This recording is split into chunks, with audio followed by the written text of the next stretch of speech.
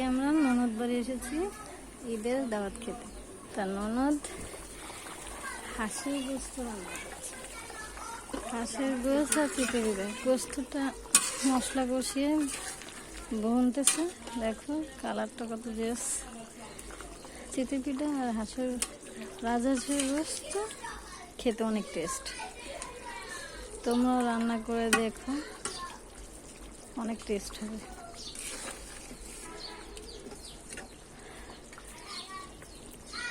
ফার্স্টে পেঁয়াজ তেলে ভেজে মশলাটা কষাবে, তারপর গোস্ত দিবে। গোস্ত দিয়ে ভালো মতো ভুনে যখন তেলটা বের হয়ে যাবে তখন ঝোল দিবে। ঝোল দিয়ে তারপর ঢাকনা দিয়ে ঢেকে দিবে। তারপরে আস্তে আস্তে সিদ্ধ হয়ে যাবে। বন্ধুরা, তোমরা বাসায় ট্রাই করে দেখো। চিতই পিঠা হাঁসের গোস্ত অনেক টেস্ট লাগে। তো আজকের মতো এখানেই শেষ।